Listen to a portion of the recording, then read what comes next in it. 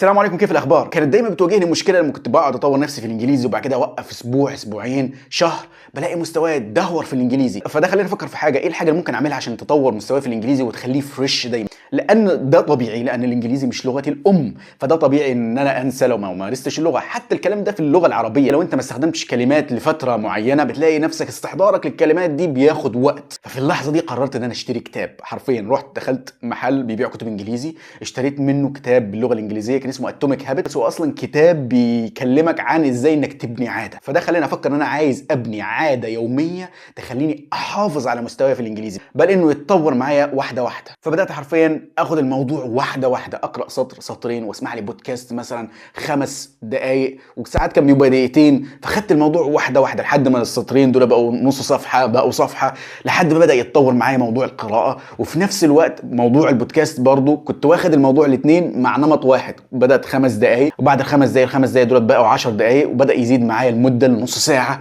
بتسمع بودكاست بالانجليزي. والحاجه الممتعه حرفيا ان انت لما تكون بتقرا حاجه وفي نفس الوقت تلاقي الكلمه اللي انت مترجمها وشايفها في سياق معين لسه ما وصلتش لتصور للكلمه او لمعنى كامل ليها، فلما تشوفها في سياق معين في القراءه، في موضوع هنا وموضوع هنا وموضوع هنا، مع اختلاف السياقات بتتكون عندك صوره للكلمه. وكمان لما تسمع بودكاست وتلاقيهم بيتكلموا على نفس الكلمه او نفس الكلمه حضرت في الحوار، الموضوع حرفيا بيفرق جدا وبيخلي الكلمه تثبت معاك اكتر. فحرفيا موضوع القراءه والبودكاست طور مستواي في الانجليزي جدا جدا. انا ما كنتش متوقع، حرفيا ما كنتش متوقع. بدات اسمع البودكاست، في الاول هتلاقي صعوبات في الاول لانك هتترجم كلمات كتير، بعد كده واحده واحده هتلاقي الكلمات دي قلت مع الوقت، هتلاقيها قلت وتبدا واحده واحده. وعشان تبني عاده لازم تبدا واحده واحده وتحبب نفسك في الموضوع. لازم تحبب نفسك في الموضوع. حط اسباب انك هتبدا العاده دي ليه، حط اسباب قويه. كل ما كان السبب قوي كل ما استمريت على الموضوع اكتر، لان في دافع للحاجه دي. طب انت دلوقتي هتقول لي طب انا بسمع افلام وبستفاد منها برضو.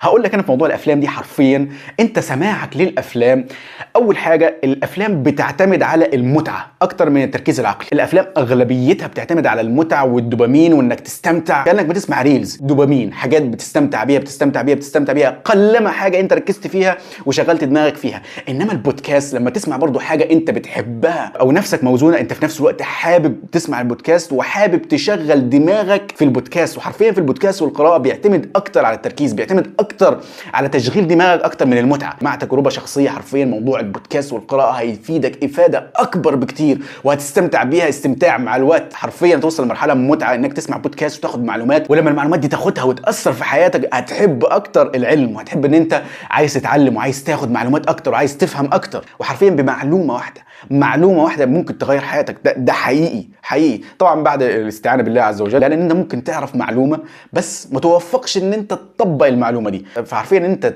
تطبق المعلومه في الوقت الصح، في المكان الصح، في الكيفيه الصح، في الحاله الصح. الموضوع ده حرفيا توفيق من عند الله عز وجل. حتى مهما كان عندك من علم، العلم ده من احد اساليب القوه، ولكن بعد الاستعانه بالله، بعد من ان انت تستعين بالله. وزي ما هي بتاثر بالايجاب ممكن تاثر عليك بالسلب. ممكن معلومه حرفيا تدمر حياتك، ده حقيقي. ممكن معلومه ما كانش ينفع تعرفها في التوقيت ده، كان المفروض تاخد معلومات قبل المعلومه دي وبعد كده تخش على المعلومه دي. فحرفيا الموضوع توفيق.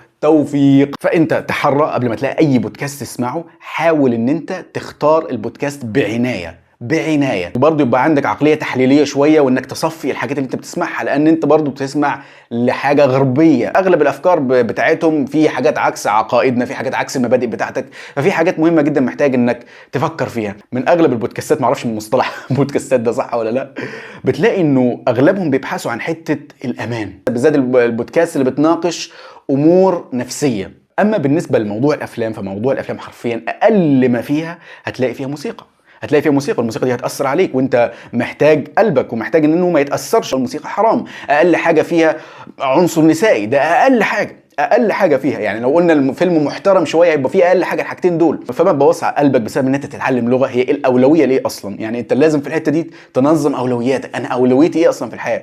سؤال كده تقعد مع نفسك، انت ليه عايز تتعلم اللغه دي؟ انت ليه موجود اصلا؟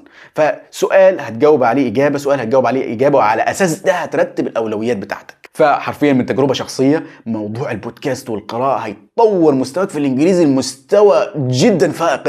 انت هتستغرب، حرفيا انت هتستغرب. الموضوع ممكن يكون بادئ في البدايه صعب، بس حاول تشتري كتاب بيكون الى حد ما في مستوى فكرك، او حاجه انت شيق عايز تعرف معلومات عليها. حتى لو الكتاب صعب بس انت عندك شغف او عندك هوس بموضوع معين، او عندك بيستهويك موضوع معين، حرفيا ده هيديك دافع انك تخلص الكتاب. فلو انت عايز تطور مستواك في الانجليزي لازم تبني عاده يوميه. لازم.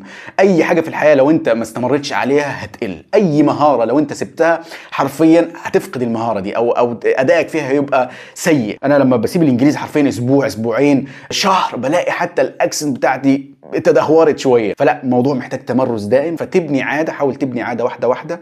تبدا تقرا واحده واحده، حتى لو تقرا سطر او نص سطر، او هتسمع دقيقه بودكاست او نص دقيقه مع اختيار الكتاب. ويا سلام بقى لو انت عندك منتور عارف شخصيتك وعارف نفسيتك فيقول لك الانسب ليك ايه. دي من الحاجات اللي هتكون مفيده جدا ليك، وهتمنع ضررك من حاجات كتيره جدا. بس وهنا وصلنا لنهايه الفيديو. ما تنساش تقول لي رايك تحت في التعليقات، اديني افكار، اقترح علي افكار، قول لي رايك تحت. حرفيا لو انت جربت تجربه ساعدتك ان انت تطور الانجليزي بتاعك هتفرق، وشارك تجربتك برضو معانا، هتفرق مع الناس. ما تنساش تاخد كام لفه كده في القناه قبل ما تطلع.